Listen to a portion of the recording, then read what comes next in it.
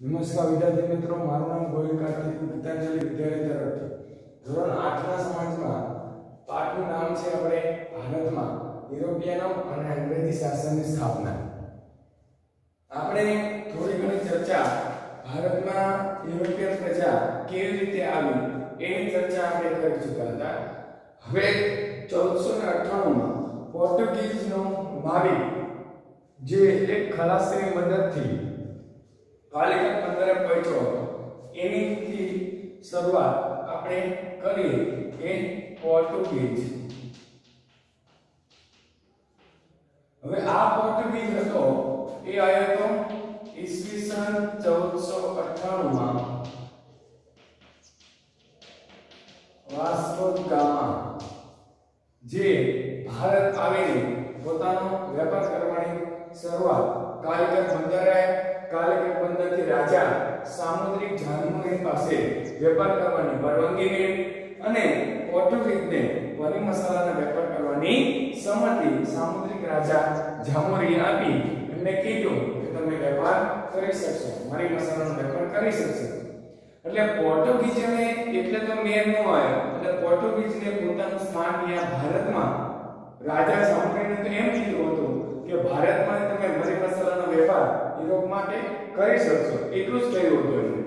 પણ આ લોકોને લાલસા જાગી એટલે પોતાનું સ્થાન નક્કી કરવા માટે એમણે આજે પોતાનું સ્થાન મજબૂત કરવા માટે, સુરક્ષા મેળવવા માટે 1530 માં કોચીનને અને 1503 માં કોચીન અને 1505 માં કન્નૂરમાં પોતાના કિલ્લા બાંધ્યા.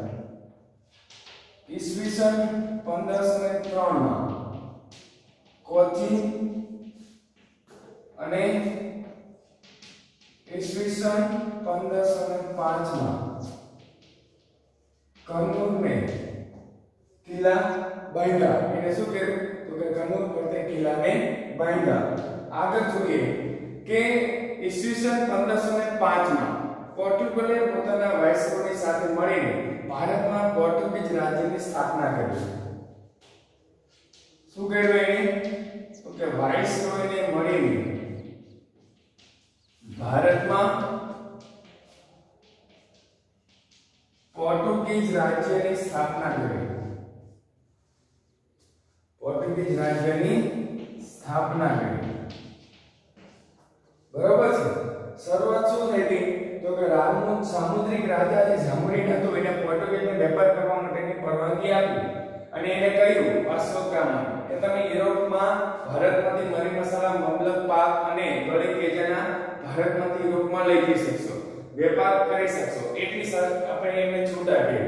પરંતુ આ લોકોને લાલચ જાગે છે એટલે એમને પોતાનું સ્થાન અને પોતાની સુરક્ષા પાકી કરવા માટે 1503 માં કોચીન અને 1565 માં કન્નૂરને કિલ્લાબંધી કરી અને વાઇસરોયને મળીને ભારતમાં પોર્ટુગીઝ રાજ્યની સ્થાપના કરી દીધી કે હવે ભારતમાં એક પોર્ટુગીઝ રાજ્ય નામનું હશે. બરોબર છે. જેટલા આપણા રાજ્ય છે એ સિવાય પોર્ટુગીઝ નામનું રાજ્ય આપણા ભારતમાં હશે. પછી શું થયું તો કે તેના પછી આવેલા વાઇસરોય ગોવા સહિત કેટલાક બંદર જીતી લઈને ભારતમાં પોર્ટુગીઝ રાજ્યની સ્થાપના કરી. એમાં 1530 માં ગોવા એમની રાજધાની બની. અહીં શું કર્યું પોર્ટુગીઝ રાજ્યની સ્થાપના કરી એટલે ઈસવીસન 1530 માં ગોવાની રાજધાની બનાવી. બરોબર છે. શું કર્યું ઈસવીસન 1530 માં ગોવાની રાજધાની બનાવી. વસઈ 1534 માં, દીવ 1553 માં અને દમણ 1559 માં જીતી લઈ એમને પોતાની હિન્દ મહાસાગરમાં પોતાની આણ વર્તવાની શરૂ કરી દીધી, પોતાનું વર્ચસ્વ દેખાડવાનું શરૂ કરી દીધું. શું કર્યું તો કે 1534 માં ઈસવીસન 1534 માં વસઈ, આગળ ઈસવીસન 1553 માં દીવ અને ઈસવીસન 1559 માં દમણ. એટલે કે દમણને પોતાના કબજામાં લઈ લીધા. એટલે કે ગોવા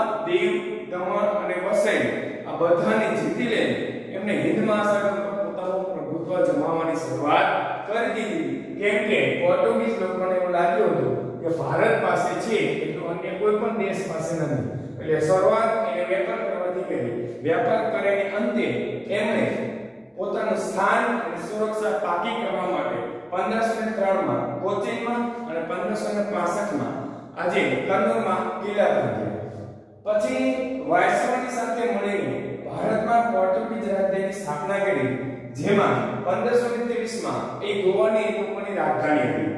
1534 માં હુસૈની, 1553 માં દીવ અને 1559 માં દમણને પોતાની રાજધાની બનાવી પોતાના રાજ્યની રાજધાનીમાં સમાવેશ કરવા માટે આ ત્રણ જગ્યાએ રાજધાનીમાં દોવા, દીવ, દમણ અને વસઈની સમાવેશ કર્યા અને હિન્દ મહાસાગરમાં પોતાની મજબૂતાઈ વર્તાવવાની શરૂઆત કરી દીધી. પોર્ટુગીઝોએ અહમદનગર, કાલિકટ અને બીજાપુરના સુલતાનને હરાવીને એમનું સ્વતંત્ર રાજ્ય પોર્ટુગીઝ લોકોએ લઈ લીધું. ભારતમાંથી મરી મસાલ યુરોપમાં લઈ જતા અને વળતા મધ્ય એશિયામાંથી ઘોડાઓ ભરી વાહન ભારત આવતા. એટલે એમને સાગરના સ્વામી તરીકે પોર્ટુગીઝને ઓળખવામાં આવે છે. સેના તો કે સાગરના સ્વામી તરીકે પોર્ટુગીઝને ઓળખવામાં આવતા અને એમના મંજૂરી સિવાય આજે કોઈ પણ વ્યક્તિ આજે દરિયો કરી શકતો નહીં. ભલે એમના સિવાય કોઈ પણ ભારતીય દરિયા માર્ગે વેપાર કરવો તો પોર્ટુગીઝની પરવાનગી લેવી પડે. એઓ સમુદ્રમાં મોટા પાયે ચાંચાગીરી કરીને લૂંટ કરી નાખ્યા અને ગોવામાં ખૂબ મોટી સંખ્યામાં હિન્દુ ધર્મના લોકો વસતા હતા. એ હિન્દુ ધર્મના લોકોને પોર્ટુગીઝને માત્ર વેપાર કરવાની છૂટ આપી દીધી, પણ આ લોકોએ પોર્ટુગીઝમાં જે લોકો છે એ લોકો આપણે ગોવાની જે રાજધાની બનાવી છે, રાજધાનીમાં મોટી સંખ્યામાં હિન્દુ લોકો રહેતા હતા. એ લોકોને પરાઈને હિન્દુ ધર્મ છોડાઈને ખ્રિસ્તી ધર્મ તરફ લઈ ગયા. આવું કામ પોર્ટુગીઝોએ જેટલો ટાઈમ રહ્યા એટલો ટાઈમ એમને કરેલું હતું. આમનામાંથી પહેલા લઈને નવી પ્રજા અને એ પ્રજા એટલે કે ડચ પ્રજા.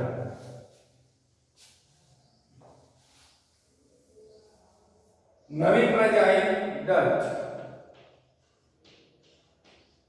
વોલેન્ડા એટલે કે ડચ પ્રજા.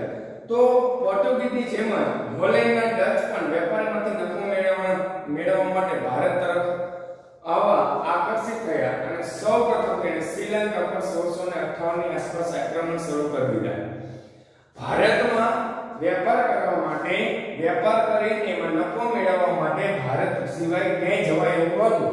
એટલે ભારતમાં વેપાર કરીને નફો મેળવવાના આશયથી ભારત આવ્યા અને ભારત આવા આકર્ષવા લાગ્યા. એટલે 1658 માં સૌપ્રથમ તેણે શ્રીલંકા ઉપર આક્રમણ કર્યું. ત્યાંના મરી મસાલા વેપાર પોતાના હાથમાં લઈ લીધા. બંગાળમાં મલબારના વિસ્તારમાં પણ પોતાના વેપાર જમાવ્યા. તેમણે ગોલકોંડાના શાસક પાસેથી ફરમાન મેળવી મછલીપટ્ટામાં પોતાનું સ્થાન નિશ્ચિત કર્યું. એટલે આયા ક્યાંથી? હિન્દ મહાસાગર પરથી. બરાબર? એટલે પહેલા શ્રીલંકા પર આક્રમણ કર્યું, પછી ધીમે ધીમે આગળ વધ્યા બંગાળમાં, પછી ત્યાં મછલીપટ્ટમમાં ગોલકોંડાનો શાસક હતો. એ શાસક પાસેથી ફરમાન લઈ લીધું કે અમારે વેપાર કરવો છે. એ શાસકે આપી દીધું કે હા તમે વેપાર કરી શકશો, એવું ફરમાન આપી દીધું. એટલે એ લોકો ત્યાંથી એન્ટર થયા અને પોતાનું સ્થાન પાકું કરી લીધું. પરંતુ યુરોપમાં 1650 પછી સમયાંતરે ઇંગ્લેન્ડ અને ડચ વચ્ચે મોટા યુદ્ધ થયા અને એ ડચ હાર્યા અને પરિણામે વેપારમાં પોતાનો વેપારિક અધિકારી નાબૂદ કરી દીધો. ડચ અને ઇંગ્લેન્ડ 1650 માં ભાઈજા. એમાં ડચ હારી ગયા અને પોતાનો જે અધિકાર હતો નફો કમાવાનો વેપારનો, એ અધિકારનું એમને નામશેષ થઈ ગયું. પછી આવે છે ડચ પછીની ડેનિશ પ્રજા.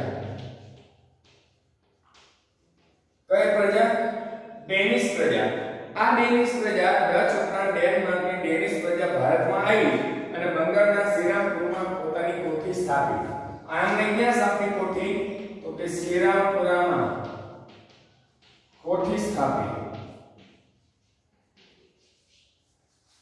ડેનિશ ડચ નામની ડેનમાર્કની ડેનિશ પ્રજાએ ભારતમાં વેપાર કરવા માટે શ્રીરામપુરામાં પોતાની કોઠી સ્થાપી અને વેપારમાં આગળ વધી શક્યા નહીં. ભલે એને કોઠી સ્થાપી પણ વેપારમાં આગળ ન વધી શકવા પાછળનું મુખ્ય કારણ એક જ પ્રજા હતી અને એ એટલે ઇંગ્લેન્ડ. આ નામની પ્રજા ભારતમાં હતી એટલે એ લોકો આજે ડચ નામની ડેનિશ પ્રજા, ડેનમાર્કની ડેનિશ, ડચ અને પોર્ટુગીઝ, ફ્રેન્ચ ગમે તે પ્રજા હોય પણ ભારતમાં એટલું બધું વર્ચસ્વ જમાવી શક્યા નથી જેટલું એકાધિકાર તરીકે એક સ્વતંત્ર રીતે ઇંગ્લેન્ડે આટલા વર્ષ સુધી આપણી પર રાજ કરેલું. હવે જોઈએ કે ઇંગ્લેન્ડે શું કર્યું તો ઈસવીસન 1600 માં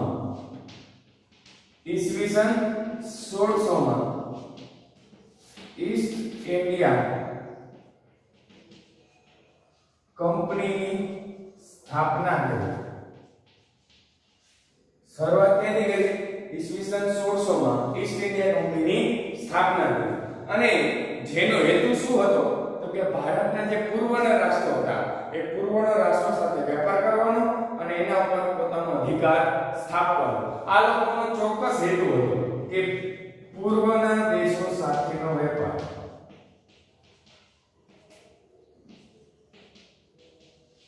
પૂર્વના દેશો સાથેનો વેપાર કરવાનો અને ત્યાં પોતાનો અધિકાર જમાવવાનો મુખ્ય હેતુ ઇંગ્લેન્ડનો હતો. એટલે ઈસવીસન 1600 માં ઈસ્ટ ઇન્ડિયા કંપનીની સ્થાપના કરી અને પૂર્વના દેશો સાથે વેપાર કરવાનો મુખ્ય હેતુ હતો. આ હેતુ માટે એ ભારતમાં આવ્યા અને 1613 માં આયા. ક્યારે? 1600 માં. પછી 1600 ઈસવીસન 1613 માં જહાંગીર પાસેથી પરવાનગી મેળવી.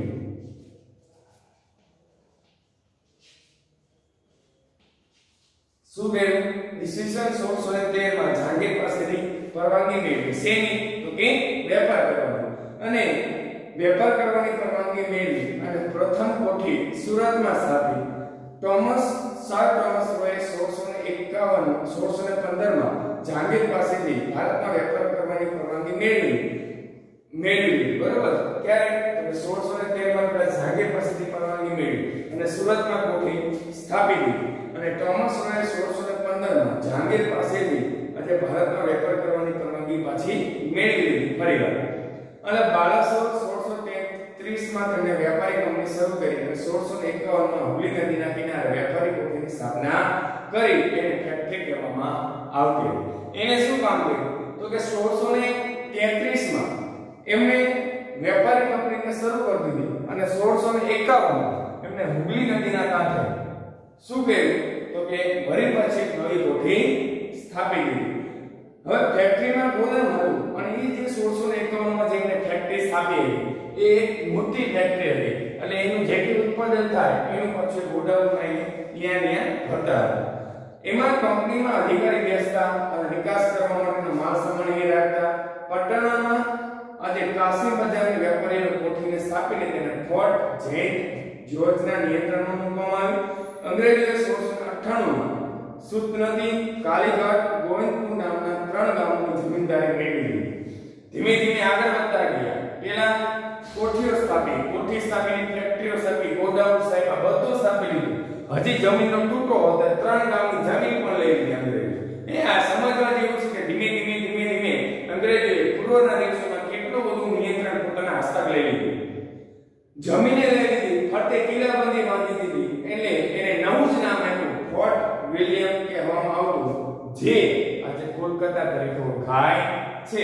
તો આટલું કામ ઇંગ્લેન્ડે પોતાના જીવનકાળ દરમિયાન ભારતમાં કર્યું. પછી નવી પ્રજા આવે છે ફ્રેન્ચ. ફ્રેન્ચોએ શું કર્યું છે ભારતમાં?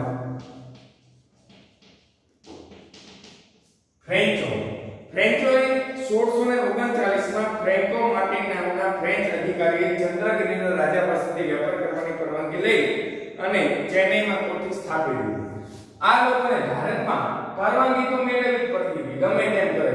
એટલે પરવાનગી મેળવી કોની પાસે તો કે 1639 માં ઈસવીસન 1639 માં શું કર્યું ફ્રેન્ચોએ તો કે માર્ટિન નામના ફ્રેન્ચ અધિકારીએ કયા હતો? માર્ટિન નામનો ફ્રેન્ચ અધિકારી જે કોની પાસે ગયો પરવાનગી મેળવવા માટે તો કે ચંદ્રગિરીના રાજા પાસે. ચંદ્રગિરીના રાજા પાસે ગયો. શા માટે તો કે ચેન્નઈમાં કોઠી સ્થાપવા માટે. ચેન્નઈમાં કોઠી સ્થાપવા માટે ગયો. એટલે ફ્રેન્ચો 1639 માં માર્ટિન નામનો જે ફ્રેન્ચ હતો એ માર્ટિન નામના ફ્રેન્ચે ચંદ્રગિરીના રાજા પાસે ચેન્નઈમાં કોઠી સ્થાપવા માટેની પરવાનગી મેળવવા ગયો. અને એમને 1664 માં ફ્રેન્ચ ઈસ્ટ ઇન્ડિયા કંપનીની સ્થાપના કરી દીધી અને 1668 માં સુરતમાં પોતાની કોઠી સ્થાપી. જ્યારે પરવાનગી લેવા ગયો ત્યારે 1639 હતો અને 1664 માં એમને ફ્રેન્ચ ઈસ્ટ ઇન્ડિયા ની સ્થાપના કરી. ફ્રેન્ચ ઈસ્ટ ઇન્ડિયા કંપનીની સ્થાપના ઈસવીસન 1664 માં કરી અને 8 વર્ષ પછી એટલે કે 1668 માં સુરતમાં પોતાની કોઠી સ્થાપી દીધી અને 1600 અને એનું મુખ્ય મથક મછલીપટ્ટનમ છે અને સુરત છે ઉપર અને 1673 માં પોંડિચેરીની સ્થાપના. યુરોપમાં ડચ અને ફ્રેન્ચ રાજ્યો વચ્ચે લડતા યુદ્ધોની અસર ભારત પર પણ પડી. ડચ બાજુ અને ફ્રેન્ચ બાજુ આ બે બાજુ ફ્રેન્ચ અને ડચ એની અસર ભારતમાં પડી કે ભારતમાં બાદ અને અંગ્રેજોએ ડચ અને ફ્રેન્ચ વિરુદ્ધ સમર્થન આપતા ફ્રેન્ચો પાછા પડી અને 1739 માં કાર્યકર અંકુશ સ્થાપી દક્ષિણમાં મોટા પાયે વ્યાપારિક પ્રવૃત્તિ શરૂ કરી અને ઘણા બધા વિગ્રહ પણ થયા. કર્ણાટક વિગ્રહ થયા ફ્રેન્ચ અને ઇંગ્લેન્ડ વિરુદ્ધ. એમાં ફ્રેન્ચ હારી જાય છે, ઇંગ્લેન્ડને ઘણી બધી સત્તાઓ પ્રાપ્ત થાય છે અને ચંદ્રનગર માહે જેવા સ્થળો પોતાની પાસે રહે છે અને ઇંગ્લેન્ડ અને ફ્રેન્ચ બાઈજા એમાં આજે મછલીપટ્ટનમ જેવા રાજ્યો ઇંગ્લેન્ડ પાસે રહ્યા અને બાકીના તમામ ક્ષેત્ર છે એ ફ્રેન્ચ પાસે રહ્યા. માહે ચંદ્રનગર જેવા ચેન્નઈ જેવા જે વિસ્તારો હતા એ ફ્રેન્ચ પાસે રહ્યા, બાકીના બધા ક્ષેત્ર અંગ્રેજ પાસે રહ્યા. કેમ કે અંગ્રેજનું કામ શું હતું? એકબીજાને બચાવવું. પહેલા તો ફ્રેન્ચ અને ડચ બાસતી હતી એટલે આ બેનો જેટલો માન શાંત થાય તો ઇંગ્લેન્ડ શું કરશે? આને ચડાવશે. એટલે આ વળી પશુપાત છે. હવે બાજુમાં બાજુ ફ્રેન્ચે ડચને તો હરાવી નહીં, એટલે ઇંગ્લેન્ડને ખબર પડી કે ગમે તેમ કરીને અમે ફ્રેન્ચને હરાવવા પછી આપણું શાસન જશે. એટલે વળી પાછા પહેલી વાર ભાઈ બીજી વાર ભાઈ જેમ 3 વાર કર્ણાટક વિગ્રહ કરવામાં આવ્યો અને ત્રણ કર્ણાટક વિગ્રહમાં આજે ફ્રેન્ચો છે એ હાર પામ્યા અને હારી જાય છે અને હારના અંતે આજે ઇંગ્લેન્ડે પોતાની બધી સત્તા મેળવી લીધી. પણ હારી જાય છે છતાં પણ ફ્રેન્ચ પાસે અમુક ક્ષેત્ર રહે છે જેમાં માહે, ચંદ્રનગર, કરાઈકલ, ચેન્નઈ, મછલીપટ્ટનમ આ બધા પ્રદેશ એ ચેન્નઈ આજે ફ્રેન્ચ પાસે હતા. જ્યારે યુદ્ધ નહોતું થયું ત્યારે યુદ્ધ થયું એટલે મછલીપટ્ટનમ એવા મેન જે રાજ્યો હતા, મુખ્ય રાજ્ય હતા એ ફ્રેન્ચોની જે રાજધાની હતી મછલીપટ્ટનમ, એ જ રાજધાની મછલીપટ્ટનમ અંગ્રેજોએ લઈ લીધી. નાના રાજ્ય ફ્રેન્ચને આપીને વહીવટ પૂરો કર્યો. તો આટલી વખત પ્રજા છે ભારતમાં આવી અને કેવી રીતે ભારતમાં પેશો કર્યો, કોની પરવાનગી લીધી એની ચર્ચા આપણે કરી. હવે કરવાની છે બંગાળમાં અંગ્રેજો વેપારી સંસ્થાન તરફ કે બંગાળના પૂર્વના દેશો તરફ વેપાર કરવા માટે અંગ્રેજો ગયા હતા તો એમને યાદ જઈને શું કર્યું એની ચર્ચા હવે પછીના નેક્સ્ટ લેક્ચરમાં આપણે કરવાની રહેશે. ત્યાં સુધી તમારે આટલી બાબતોની રીડિંગ કરવાની છે અને તમારે શાંતિથી બધા વિડિયો જોવાના રહેશે. અત્યાર સુધી તમે સાંભળો એ બદલ તમારો ખૂબ આભાર, ધન્યવાદ.